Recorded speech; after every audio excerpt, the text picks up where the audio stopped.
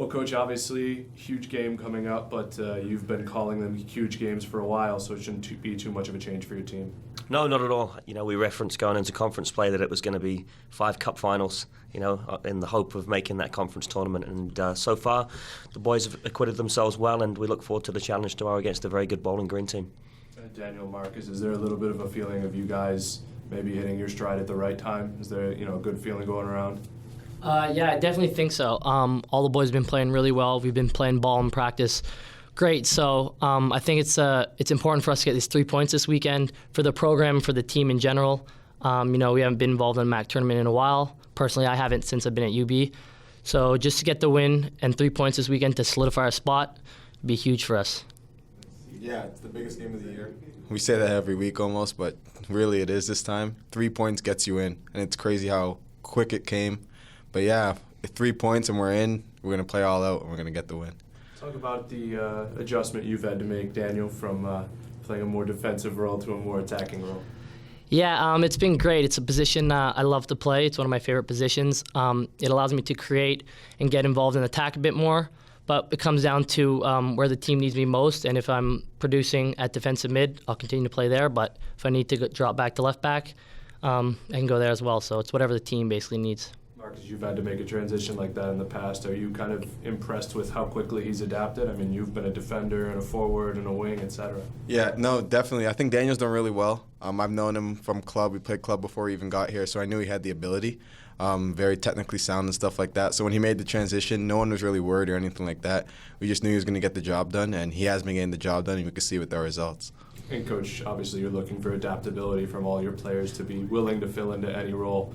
So when I think about Austin moving around as well, you've had that a lot. Are you impressed with how the guys have just taken their roles? Absolutely. It's something you look at during the recruiting process as well, someone that can be adaptable and play in a variety of positions, because you need guys to plug into holes when suspensions and injuries come. And Daniel and Marcus, I think Marcus will remember in his freshman year, we plugged them in at left centre back, for a number of games there. So both of them have shown the ability to do that, and wherever they've played, they've done an admirable job.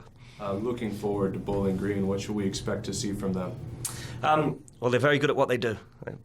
Very good possession-based team with a couple of really tricky forwards who have scored 15 goals between them this season. So they're extremely well coached. They've got what I'd probably call an unusual system in college soccer, not one that we've seen a great deal of this season. But we're prepared and ready, and it's going to be a really good game. Marcus, how are you feeling going into this game? I know we always talk about the team, but from a personal standpoint, you've really turned the stadium into a great place to play at home, and obviously, this is a big game for you. Yeah, last one, it's come down pretty quick, being 3 years with Stu and then the 1 year before he came.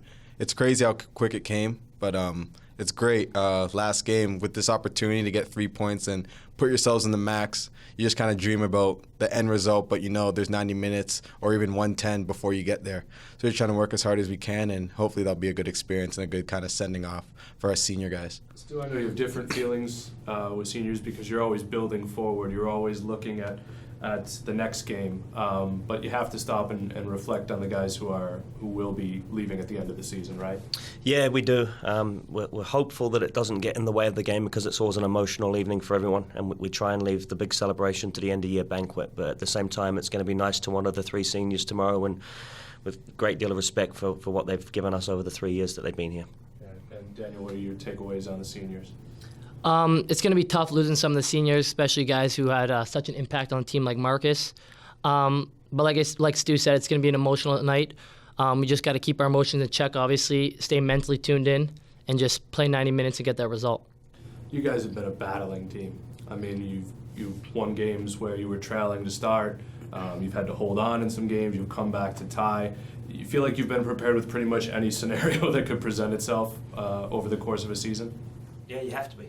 You never know what you're going to come up against, and I think we've got the realization in the group now that even if we prepare all week for one situation, that may not be the case when we face an opponent on that Friday or Saturday afternoon or Friday evening. So the team is adaptable, and you have to be at college level, and we've really shown that this season, the ability to change formations within games several times to get the result, and it's really nice to see that from the lads. And I don't know if there's any sport, and I don't know if you'd agree, if there's any sport in college that any team literally can knock off any team on a given day. It seems like the most even playing field of, I mean, you don't see it as much in basketball or football or volleyball. This is the one sport where once it's out there, anything can happen. That's right, especially at college level. I mean, well, we even saw it in the Under-17 World Cup yesterday. So, you know, I suppose that you can say that it happens at any level in soccer, and that's why it's the beautiful game that we all love, because the underdog can win. But I think there's going to be 2 even teams tomorrow, and it's going to be a really good game for the Western New York soccer fans to come out and see.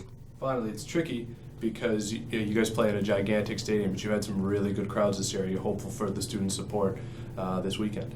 Yeah, you hope so. You never know what else is going on around campus that may catch their eye. But And Buffalo weather. And Buffalo weather and the wind. But it's supposed to be a lovely night. I think we're going to get 60 degrees and no wind, and it's going to make for a really good occasion. So we're hopeful that we get another really good crowd out there to support us. All right, Coach.